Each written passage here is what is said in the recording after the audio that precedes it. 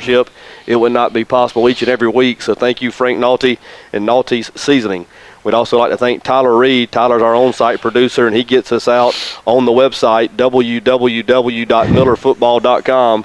So thank you, Tyler, for making that happen each and every week. Also want to thank Will West back at Coyote Country. He's getting us out, of course, on 106.3. So thank you, Will West, for all that you do as well. Want to thank Lee Nagers and Lou Nagers here at the Oaks. We've enjoyed our time here over the last several years bringing Tiger Talk each week, and if you're listening in, we appreciate that support and we invite you to come up and have a hot meal and get your fix of T.R. Miller football heading into tomorrow night's big game. So thank you to all of you that make Tiger Talk possible each and every week.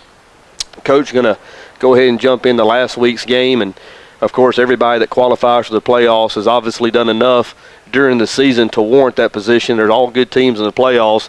I'm not so sure that we didn't have one of the tougher draws in round one. I was extremely impressed with American Christian, especially their ability to move the ball offensively through the air. They were a good team, and that was a good win for our Tigers.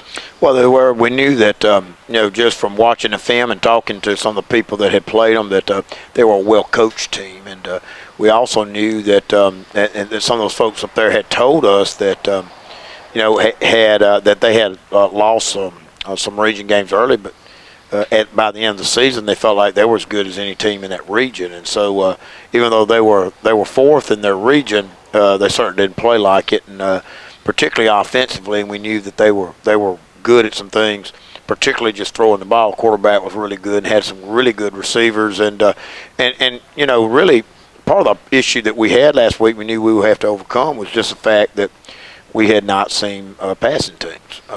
Really since we played Bayside about the fourth week, nobody's really thrown the ball really very effectively. A lot of the teams were playing hardly at all. And so it's difficult to go out there and just change gears. Now we've got to deal with 30 passes a game. And, I thought that there were some periods during the game that we didn't handle some things very well, and then we would come back and make a good play and score and respond to them and so forth. So, but it was a challenging game for us, and I was kind of proud of our guys again for just being tough and overcoming some things. The issue last week was gave some big plays, and you just cannot do that if you want to win playoff football. Taylor, we're going to stay with that just a minute. The challenges that we face defensively, and you and I visited earlier in the week, and I thought you brought up a couple of good points. One that stuck with me is your ability to practice defending the pass through the season, through your week of practice. And the gauntlet we had there at the end of the year, with W.S. Neal, Strawn, and Sweetwater, three primarily running teams, you don't get that opportunity to put much work into even base pass defense because it's such run-heavy sets you're trying to prepare for. So you basically had 3 straight weeks of 0 reps against passing offenses, especially those that were as exotic as American Christian was at time. Not to mention American Christian, they do what they do very well. I mean, there's a difference in throwing the ball 30 times a game and throwing it 30 times well. They had very good sets, very good receivers, a real good quarterback. So you basically had 3 weeks of no reps going into the game. And I thought as the game wore on, especially in the second half, we made some nice adjustments down there and slowed them down enough to at least take control of the ball game. Well, we did do a little bit, and he's very physical to have to tackle, and he'll break some tackles in there. And McHenry Coleman, Matt will put the moves on you a little bit more. So when they get in the second, they're all different. And the thing that's helped us this year is they have that ability to take it 50, 60, or 70 yards for us. You need that in your offense. It's difficult. We get the ball on the 30-yard line. It's difficult all the time to have a 10 or 12 or 13 play drive down and score. You certainly like to be able to do that, but it sure helps when once in a while that thing off tackle and they break it and go 50 yards. Coach, let's talk for a minute about the makeup of this team. And, of course, every year the team's personality is defined in different ways, and it takes a little longer to figure out, what this team's about. And it's going to change year to year, definitely not necessarily the same each year. You could have a good number of your lettermen coming back, but the personality for next year's team will be defined, through the process that you put them through, whether it's off-season workouts and, of course, regular season schedule. But this team, and this isn't a knock against any other teams or whatever's happened in the past, this team has very strong leadership, it appears. Sometimes it's verbal, sometimes it's nonverbal, just by the way they play, the way they carry themselves. But I've watched this team suffer some pretty tough injuries and some key personnel. They never make an excuse. They never poke their lip out. They've had some adversity on the field at different times. They keep playing. I keep using the word blue collar and business-like. They just go about their business. And I've watched them several times at practice. They receive coaching well, and there have been several instances where they've been coached up, whether it's in practice or during the game, and I've just been very impressed with the maturity of this football team, especially its leaders, and that has to set the tone for everybody else. If you get the bell cows doing it one way, everybody else is going to buy in. I think that the guys that we have that provide leadership for us are really they're into the team. I mean, they really are. They're not as much into their own personal stuff as they are the team. And it shows. And more than being vocal, Sure. guys do a great job of practice. And practice not going very well sometimes, or we're working on something that's not going well.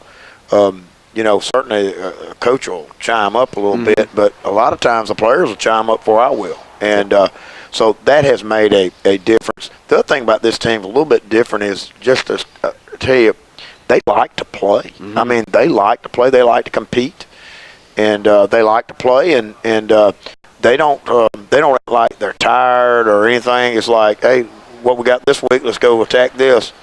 And that's been a great. And when you have a group like that, great to coach them. Good practice people, and so I look at the game tomorrow night. I look for us to compete and compete as hard as we can. And we'll certainly make some mistakes. We won't be perfect. But we have that ability with this group to say, okay, we messed that up. Let's fix it and let's go on and keep playing. And I'll be disappointed and very surprised if we don't play all 48 minutes of the game tomorrow night. But going back to the leadership thing, and I think I'm right here, correct me certainly if I'm not, but the coaches, especially the head coach, can kind of set the tone with the way off-season workout's going to go, practice is going to go. But it's up to the young men individually to accept the leadership role and, of course, try to implement that throughout the team. And one thing about leadership that sometimes get lost on some of the guys is that's a full-time responsibility. You don't lead on Mondays and Fridays. You do it each and every day. You're consistent with your work habits. You're consistent with the way you go about your business. And that's how you get younger players to buy in. You do it every day. You're a role model of consistency. They'll buy in. And that seems to have happened with this bunch. And it just so happens that some of our stronger players, some of our better players have taken on the role. It's been my experience, the really good teams, the best players set the pace. And if you get that going, then you have a chance to have something special, which the Tigers have had through 11 games. David, in football, if the strong members of the team, if they have work ethic, the rest of the team will have work ethic. If they have humility, the rest of the team will have humility. If they are competitors, the rest of the team will tend to follow them and be competitors because, as you said, they look to them and everything. And that's what this group tends to do. This has been one of the best years I can remember in a long time of just going to practice every day and watching kids compete. And it's been a real joy to coach this group this year. Very good. T.R. Miller once again started last week. 32 teams vying for the state championship. There's 16 teams left. T.R. Miller is one of those. We're definitely proud of that. That's going to transition us in to tomorrow night's game. We know them well. The Midfield Patriots went up there last year in round 2, lost a tough ball game. They have a lot of lettermen back. We're going to have a lot of lettermen back. We'll go up there tomorrow, try to get after them again, and hopefully have a different outcome. Tell us a little bit about Midfield for those listening in that may not be able to go to the game. How are they going to try to attack us? What are going to be some of their defensive philosophies? And just give us a little overall background of the Midfield Patriots. Well, very similar to what they were last year. They have some size in their linemen. They have some big linemen. Their offensive line's a big group. They are pretty simple on offense in that they're a spread group. They're going to throw the ball probably 15 or 20 times during the game. They're not going to throw it downfield as much as, say, ACA did last week. They're going to throw the ball out along the line of scrimmage with a lot of screen pass to the wide receivers. They do that because they have great speed over there, and what they're trying to do is get those guys in space, throw them a ball, let them make a move on somebody, and go down the sideline for a big play. And so that's what they do. Their quarterback is certainly can throw the ball very fast, very elusive, and very unpredictable. He'll sprint to the right to throw a ball. He'll look out there. Receivers will be covered. He'll slam on the brakes, turn around, start running back to the left, and he will create some things for their offense sometimes in doing that. So that's something that we've had to deal with at practice this week. Make sure we understand, how it is that we're gonna handle that. So they're going to use the big offensive line. They're going to throw the screens out there. They're going to throw the sprint out, throw the ball down the field. Then they have their running back from last year, very quick. He's a really good back, and they're going to kind of ram him up inside there some. And if we jam that up, they're going to turn around and he'll bounce that thing outside and go. And so, and they have great speed there. So they're a very tough offense to deal with. But they are going to spread you out, try to run the ball and throw the screens out there. And that's our challenge, try to deal with some of that tomorrow night. Coach, talk a little bit about the preparation that you get ready for each and every week in the playoffs. It's a good bit different, of course, from the regular season. The regular season, one doesn't go your way, you're guaranteed another one the next week. In the playoffs, it's obviously you lose and you go home. Does the practice format change any? Do you pay any more attention to one certain area over the other? I know you've always talked about the importance of the kicking game, and you get two evenly matched teams and how that could be a game changer if you make a big play of that. Does the practice schedule change any at all during the playoffs, or is it just pretty much business as usual as you've done in the regular season? It's a little bit different in that playoffs a lot of times are about matchups, and so what are they strong at and good at? What are we strong at and good at? What are they weak at that maybe we can attack them with? And so if they're really strong at something, you've got to kind of try to shore your group up in some way, either with strategy or something else. But one thing that, although you keep working on things, basically, for the most part, you're playing with the fundamentals that you've taught and learned throughout preseason practice and the regular season.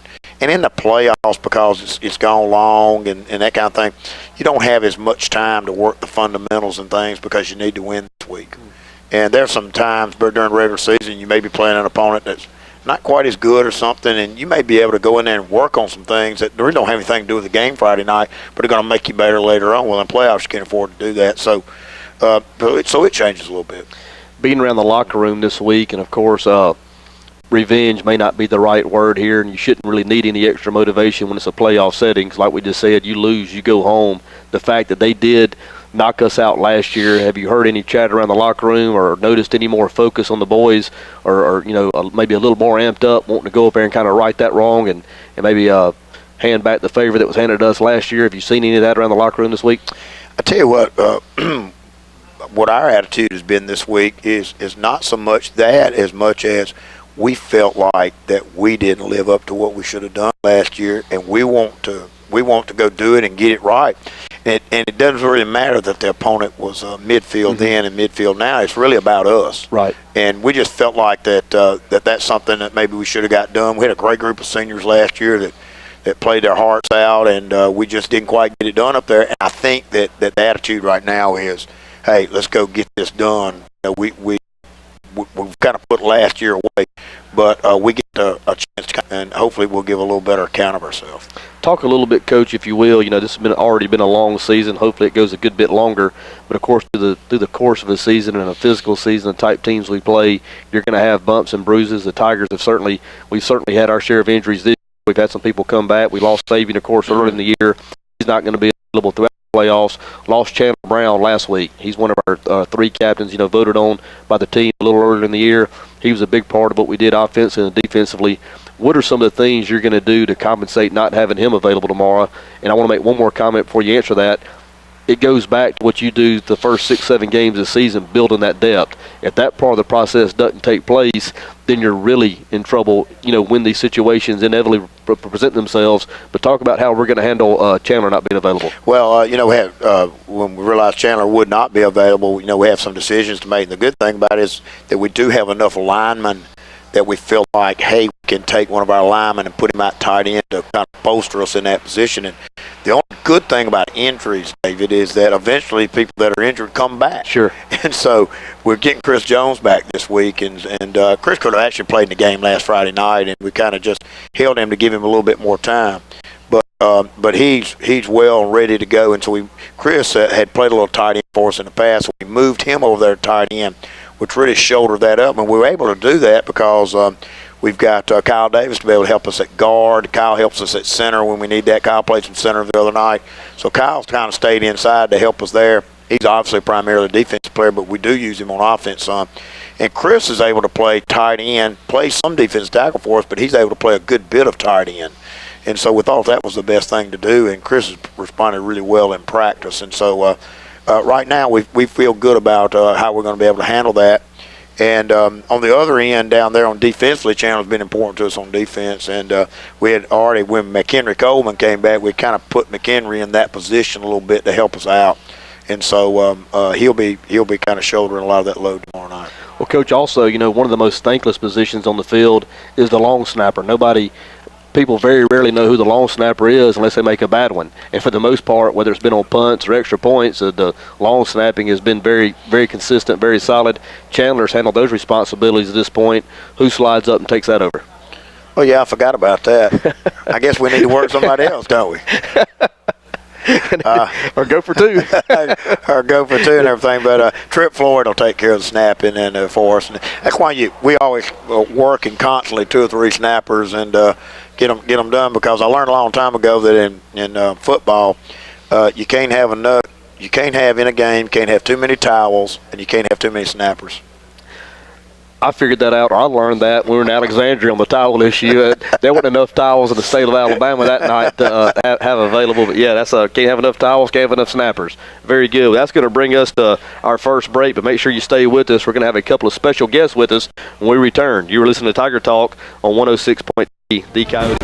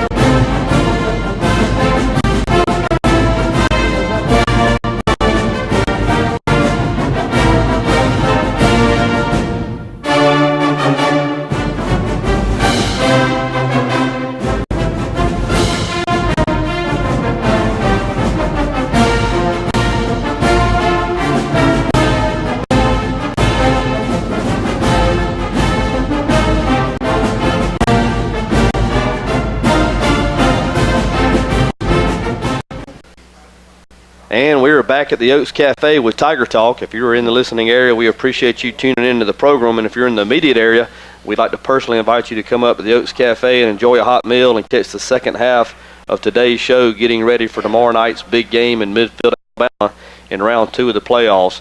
A couple of announcements to pass along. There's a pep rally tonight at 6 o'clock at the T.R. Miller High School Gymnasium. So if you're out and about and want to come up and get the Tigers fired up for their big playoff game tomorrow, be at the T.R. Miller High School Gym at 6 o'clock. We'd also like to recognize this week's sponsor of the Tigers pregame tomorrow, the Quarterback Club wants to thank this week's pregame meal sponsor, Goodway Refining, providing quality fuel to our area. Goodway wants to remind you to shop local businesses like Jet Pep, where you can fuel up with quality fuels. So thank you to Roger Chapman and Goodway Refining for providing tomorrow's pregame meal for the Tigers. Goodway's already answered the call once this year, so they are a repeat provider of the pregame meal, Coach, and I know that you appreciate their support as always. Absolutely, and we appreciate everybody that's done that and provided that for us this year. Have a couple of special guests with us here tonight, and we were hoping to have Lance Gaines, affectionately known as Mr. G, the band of course, is getting ready. I think they're having practice as we speak, getting ready for the pep rally. But he was good enough to send up a couple of his seniors, and I'm going to give you guys a chance to introduce yourself, let those listening in know who a couple of our senior band members are. I'm Dylan Etheridge. I'm the drum major this year. I'm Derek McClellan. I'm the band captain. Barrett or Derek? What, Derek? McClellan. Derek McClellan. Very good. Dylan, I'm going to start with you, and of course you're the drum major, and I'll tell you what, Coach, I'm going to start with you. You're going to start with me. Start with you.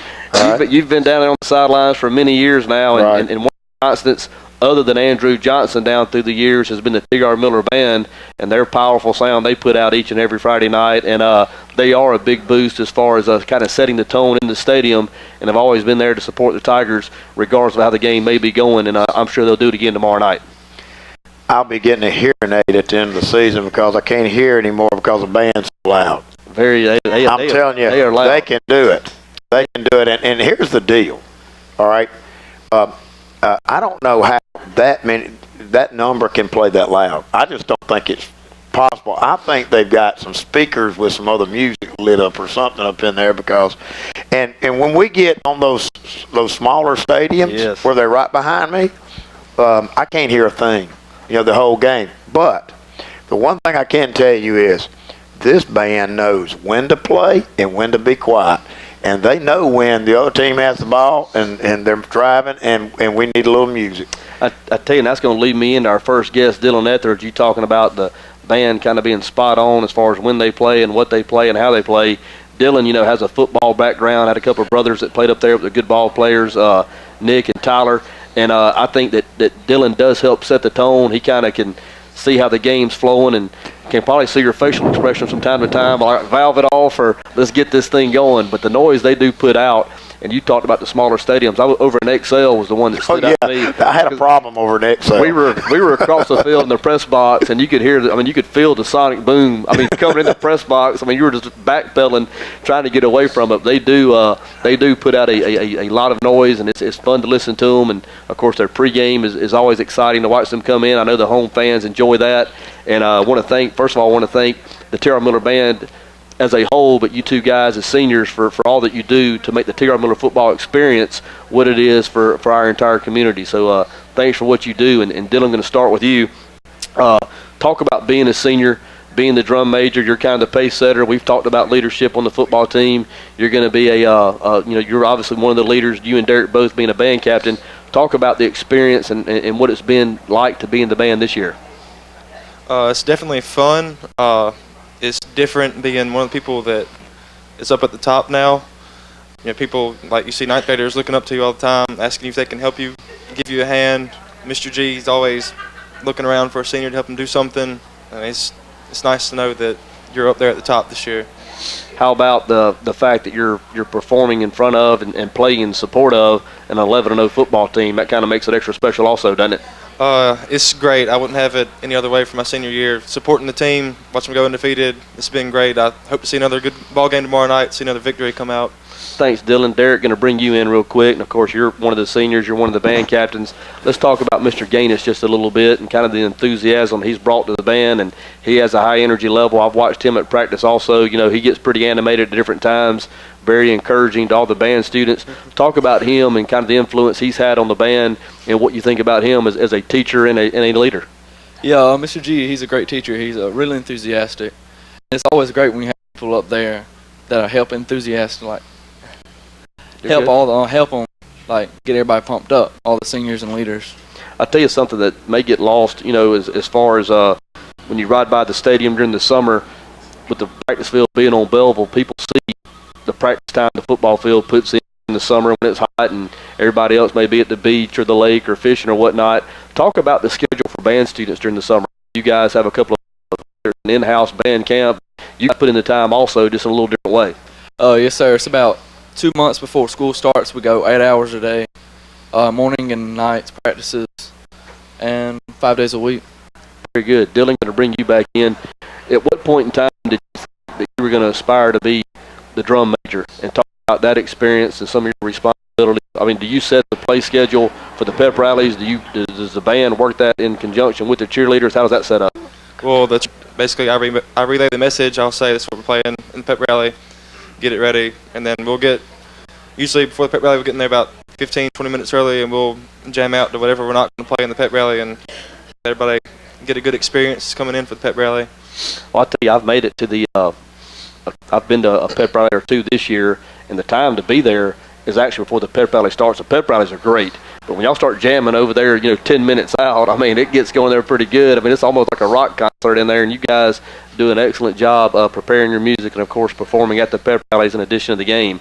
One of the things that I experienced this year that I have not in the past, just hadn't had a chance to go up there, was the Dixieland Band Festival. I actually took my daughter up there that Saturday.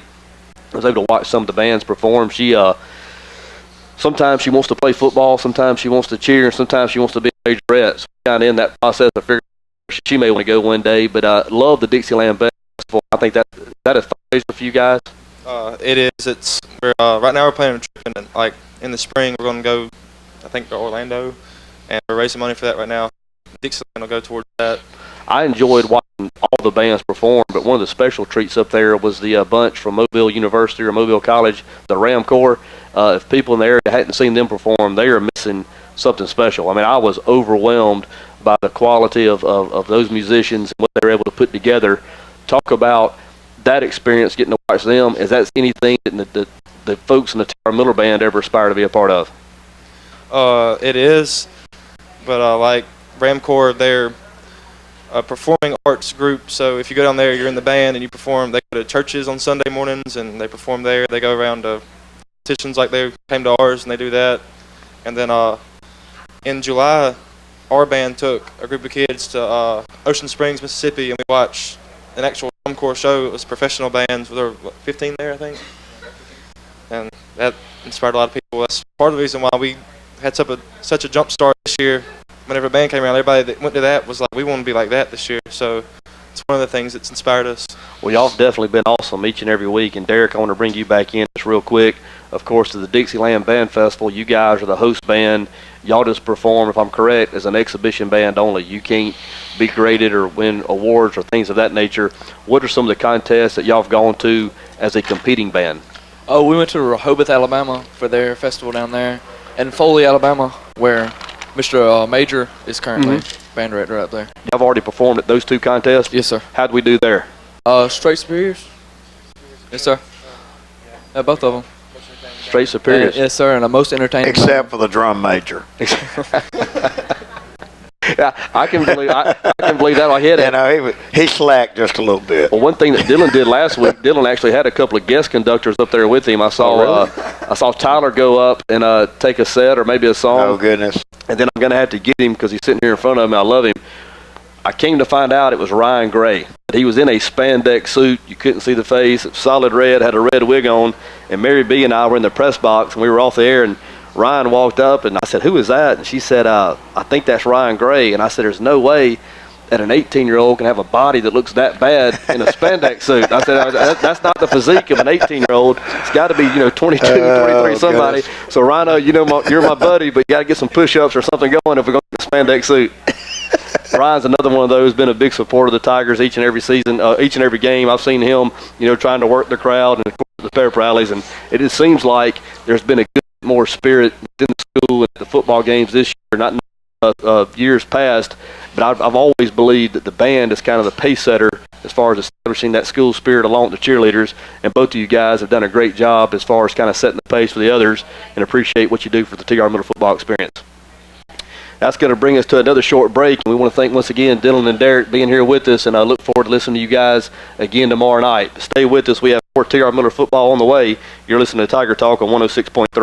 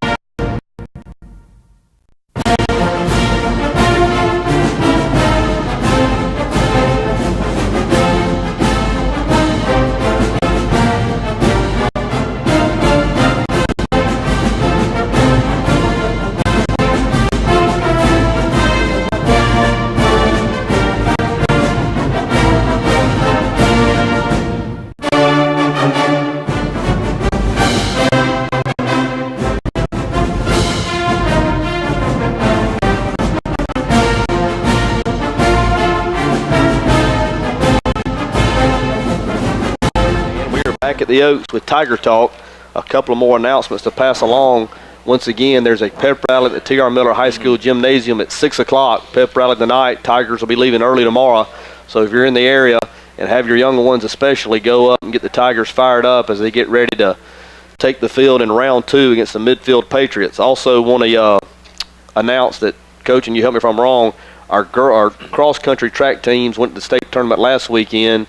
Our girls finished second in 3A as a team. Is that correct? That's correct. They run in Moulton, which is in Lawrence County in North Alabama, and so they did that last Saturday, and, and the girls did finish second again, and so we're really proud of them. And Carissa Nelson set the state record and won the girls' portion of 3A and that, and so we're really proud of them. You know, we had them on last week. Some of the band, unbelievable how hard they work and the time and effort they put into that. And I know Coach Atkinson was really proud of what they did last week, and that he thought they all ran really hard, and a lot of them ran the better times they've run this year. And so we do appreciate that. You know, when they go off, they represent us very, very well, and so we're very proud of what they accomplished. And really, congratulations to Carissa. I know she was having some issues during the middle part of the season. She wasn't feeling quite well, and finally got fixed up there and everything. And at the end of the season, she just really came in and blew everybody away down there. She actually ran by about 15-20 minutes ago. I saw her come by the ice machine here by the Oaks, so she's not resting on her laurels. I guess she's getting ready for the spring season. But a lot of great things going on with the young people at T.R. Miller High School. We just talked about the band and their accomplishments and the couple of contests they've been in. Of course, our football program, and then of course the track team going up and finishing second. That's a tremendous accomplishment on them. So congratulations to all those student athletes and representing T.R. Miller in the city of Bruton the way it has always been represented. So congratulations to all of you. And David, you know, they weren't what they were telling was true, that they actually put in that much time in the summer. It was unbelievable. Now, I'd go home and you know, we've done football practice, everybody's got out of there, everybody's left and everything. It'd be 8:30 and 9 o'clock, you know, in the evening in August, and I look at them and they're still out there. And so they were telling truth like that. They really put in a great deal of time, and you'd never make it. Oh, I'd never know. I couldn't. Yeah, you'd be out I'd be out. I'd be out. And I'll tell you something else.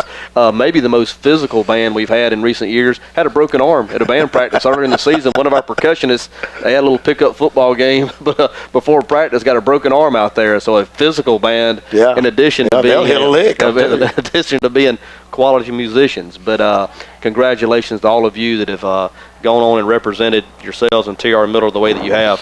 Also, we have on tap tonight, we have a middle school basketball game against Pollard McCall. Our middle school basketball team, coached by Gerald McAnally and Mark Edge Jr., lost their season opener in Andalusia, won the last two, one against W.S. Neal, Tuesday against Jay, are in action tonight along with the girls at Pollard McCall. Girls game starts at 6, boys game thereafter 7:15. So good luck to all you guys as well.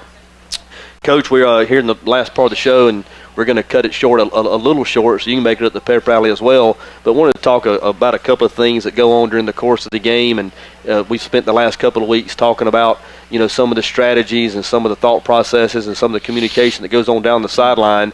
And one of the things I was looking at, you know, last weekend, when you cross midfield or wherever the magic number is, get inside the 40, what happens with you and your offensive staff, primarily Coach Johnson and Coach Brundage?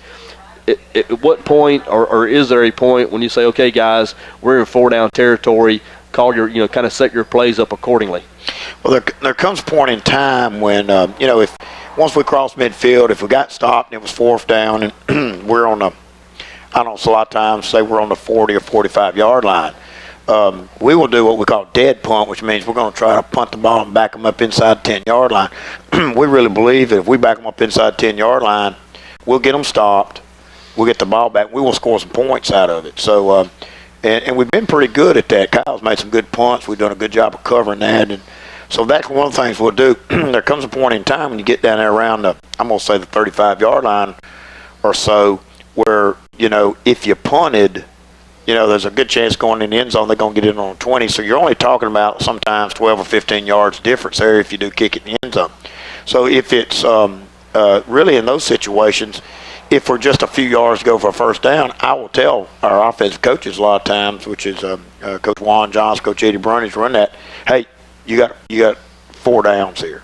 Or sometimes I'll tell them on right before they get ready to call a 3rd down play, hey, you got 2 down, we're at the 34-yard line. Well, we're not going to punt from the 34-yard line.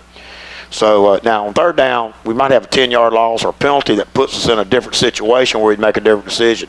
But a lot of times we'll tell them, hey, yeah, you got a couple of downs to make this, and that helps in the play call.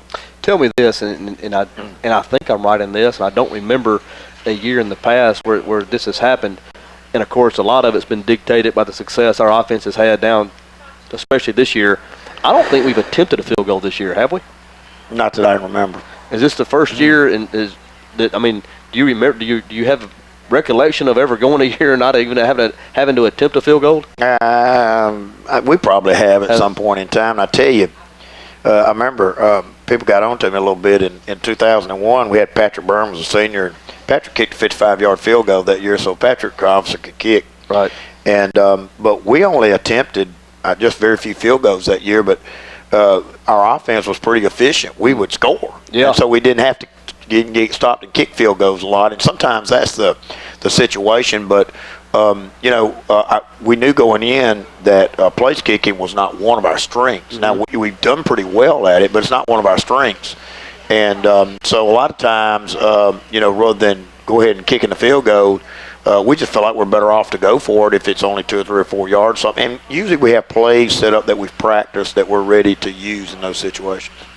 Let me ask you this, Coach, and of course this kind of goes back to some of the strategy and setting things up and things along those lines.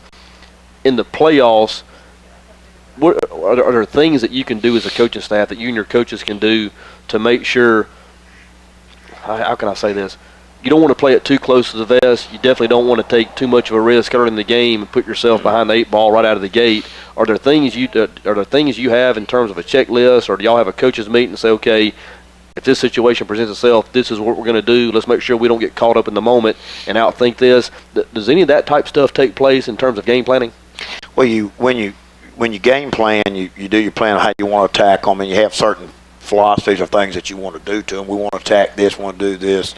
We need, against these folks, we need to run the ball outside. We need to throw the play action pass. We want to trap them because they're getting upfield. I mean, there are different things that you do game plan wise. But I'll tell you that in the playoffs, I just believe that you're less conservative. I believe you need to attack when the game starts. And because, there's no tomorrow if you don't win the game. And I think you just have to have confidence in your players that we've performed all year. We've taken care of the ball. We're going to take care of the ball again, have confidence in them and go do some things.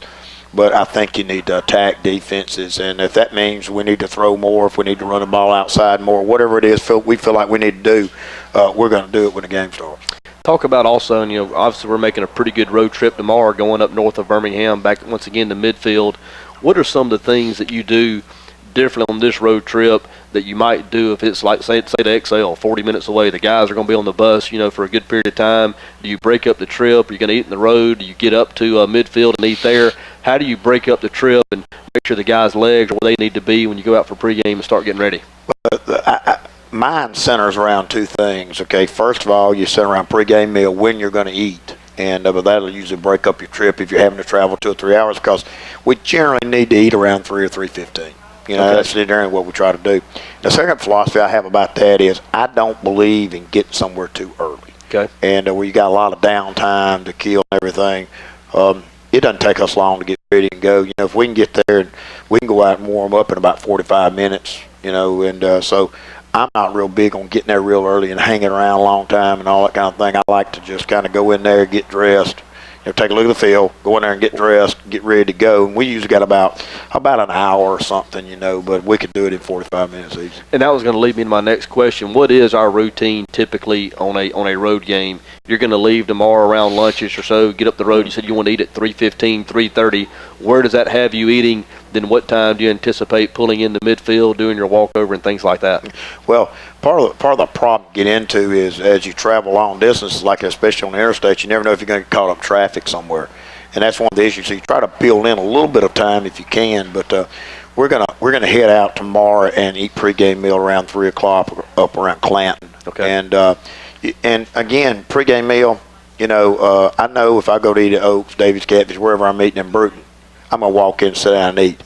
Some of these other places that you go, even though you call them, tell them ahead of time up, a lot of times they're not going to start cooking stuff till you get there because they think you're not coming. Right. You know, you can call them on the road and tell them we'll be there in 30 minutes or something, and it's like they don't believe you. But so sometimes you really never know how long you're going to be there and how long it's going to take them to serve you and that kind of thing. And so that's an issue. You have to build in a little time there. And usually if we got a little time built in, we'll do some, like tomorrow at the restaurant, we'll do an offensive walkthrough. Okay. We'll take the linemen out and walk through all their blocks. And we can do that out in the parking lot out there at the restaurant. We've done offensive walkthroughs in parking lots all over the state of Alabama. And then we'll take the backs receivers. They'll have a little meeting, go over a sheet or something, where we review the plays and that kind of thing. And I think that helps a little bit, just kind of get their mind ready. And then after that, we don't bother them anymore. We put them back on a bus, get them ready to go, and they got a little time to listen to wherever they want to. And then when we get there, we'll take a look at the field, get dressed, go to pregame warm-ups. Coach, going to shift gears just a little bit and just kind of look at the playoff bracket as a whole. And, of course, it wasn't a surprise to me, and I'm sure it wasn't to you either, the success that the Region 1 teams had last week. Bayside went up and beat Gordo. There's probably a lot of people in the state that thought that was an upset. I certainly didn't. I fully expected Bayside to at least play them well and beat them when they did. And, of course, Strawn had a big win as well. Opp came up a little short, but certainly played Fayette County off their feet. And I just think, once again, it speaks volumes about the teams that we have to go against each and every week, and that's got to help you prepare for the teams that we meet in the playoffs. Well, in the playoffs, if you want to play down there in the later rounds of the playoffs, obviously there are good teams to play every week, so you've got to be on your best every week. A lot of teams, their regions are a little bit weaker sometimes, and they'll go 2 or 3 weeks before they play a pretty good team or something. They go 2 or 3 other weeks. And in the playoffs, you got to play every week. And so I think the fact that usually we get everybody's best game and all, I think is helpful to us in that we understand we got to play good. And if we don't play good, we're going to have problems. So you got to have the will to prepare and play in the playoffs every week. Some weeks, you're a little tired, or you've got a few more injuries. None of that matters. You got to get yourself ready to play, because there is no tomorrow on the deal if you don't get the job done. So I think that's one thing that hopefully we'll do well this year. And talk about the playoffs again and the opponents you come across, there are no weak teams left. There's 16 teams trying to make it to the Super Six in Tuscaloosa, Alabama. You're going to face a quality opponent now each and every week throughout the process of it. And it seems like, down through the years, I can go back to the early 90s, when you faced Delville, or it was a Pike County or whoever it was, round 2, traditionally has had some tough opponents there. I remember we went to Handley a couple of years ago, and we took a good football team over to Handley that year, and I was certain when the game was over with that they were going to be crowned state champions, and they were. That was a team, that doesn't get such a long trip. There wasn't an enormous amount of fans there. That's one of the better football teams, in my opinion, that we have faced down through the years. In round 2 was Handley, and we were right there with them. If we get it done that week, who's to say we're not playing for the state championship and even winning it 3 weeks later? But Midfield's going to be a quality opponent, it's like they were last year, and it is now. You're facing a good team each and every week. You're going to play somebody good every week, and you got to get the job done. And it doesn't make a difference whether you win by 28 points or 1 point. None of that matters. And our guys understand when we get ready to start the playoffs, we talk about what I call the playoff rules. Try to explain some things about the playoffs. You can't let anything bother you. You got to be able to win on the road. You got to be able to win in all kinds of weather. I mean, look at the weather we've had this week. And you got to be able to do all that, have the will to prepare and to play every week. And there are certain things you got to do. You can't predict scores. You can't look at compare scores and say, hey, we're going to beat these people. We're going to lose to these people because these folks beat them or lost to them or whatever. You can't do any of that. You just line up and play, and you don't worry about next week's game. You don't worry about that. You better win this one this week. And we've learned that down through the years of how to handle the playoffs a little bit. And if you do that, then you got a chance. And the one thing I like about this group is I really believe that, as I said earlier, I think they got their humility intact. And I think they understand the one game time at a time deal. And we're fully committed to the game tomorrow night. And if we win the game, we're going to be excited about moving on. If we don't win the game, it's been a terrific season. Sure has. And it's been a great experience for me and a lot of other players. We're going to be extremely disappointed. But we also will understand that we're playing a good football team and that all things are possible. Coach, one final thought we'd like to get from you tonight. We're going to turn you loose to head to the pep rally at 6 o'clock. each of the last couple of weeks, I've asked you, if the Tigers are indeed victorious, what are a couple of three things that have happened in the ball game? What would you say tomorrow night if it goes the Tigers' way? What has probably happened?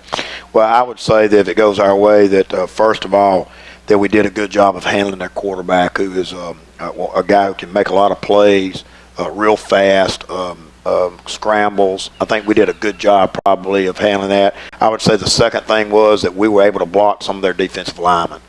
And if that came, and the third thing I would think that if we win the game, that we've made them punt several times. And I believe that our punt rush team is better than their punt team. Okay. And if we can make them punt several times in a game, I think it'll increase our chances of winning the game. But you got to make them punt. So I think that that's a real key to the game. Very good. Coach Riggs, thanks for your time. Once again, pep rally at 6 o'clock at the T.R. Miller High School tonight. Go up and get the Tigers fired up for their big round 2 matchup with the Midfield Patriots tomorrow night. Airtime 6:30, kickoff 7. Go T.R. Miller. You've listened to Tiger Talk on 106.3.